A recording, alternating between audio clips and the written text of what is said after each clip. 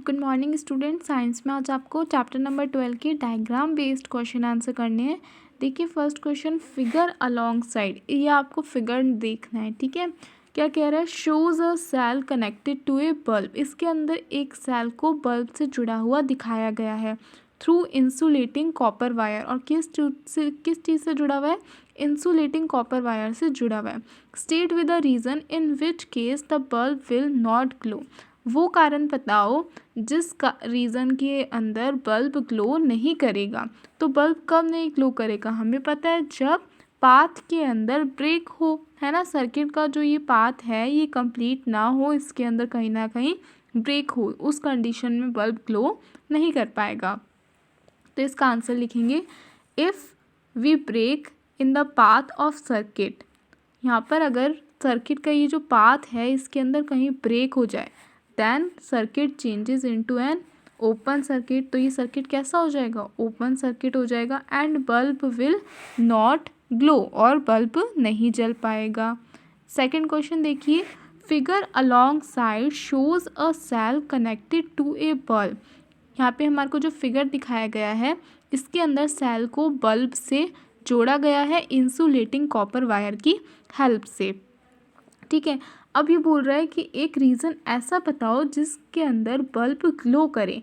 तो बल्ब कब ग्लो होगा, जब ये पिन यहाँ पर टच हुई हुई होगी और सर्किट पूरा क्लोज होगा, है ना। अभी फिगर में सर्किट कैसा बना हुआ है, ओपन बना हुआ है, लेकिन जैसे ही हम पिन को दूसरे टर्मिनल के साथ टच करेंगे तो ये सर्किट क्लोज हो जाएगा और बल्ब ग्लो करने लग जाएगा। तो उसी को लैंग्वेज में लिखना है कि in given figure there is open circuit. इस फिगर के अंदर सर्किट ओपन है। If we touch the pin to another terminal, अगर हम पिन को दूसरे टर्मिनल से स्विच के टच कर दें, then circuit will become close. तो सर्किट क्लोज हो जाएगा और बल्ब ग्लो करेगा। थर्ड वाला देखो आप, Rahim use a piece of thread.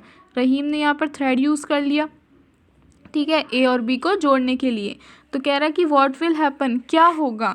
देखो इसका आंसर क्या हो जाएगा, बल्ब विल नॉट ग्लो। इसमें बल्ब ग्लो नहीं करेगा, ठीक है, क्योंकि सर्किट जो है वो कंप्लीट नहीं है।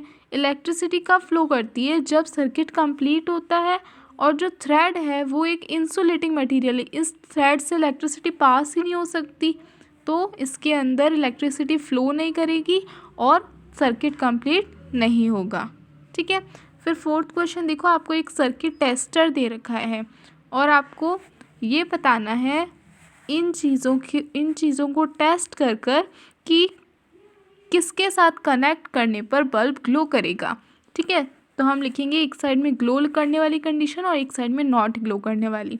तो देखो स्केल के अंदर ग्लो नहीं करेगा, रबड़ के अंदर भी नहीं करेगा, या ब्रिक मानो तो इसको ब्रिक भी मान सकते हैं, रबड़ लिख सकते हैं वरना।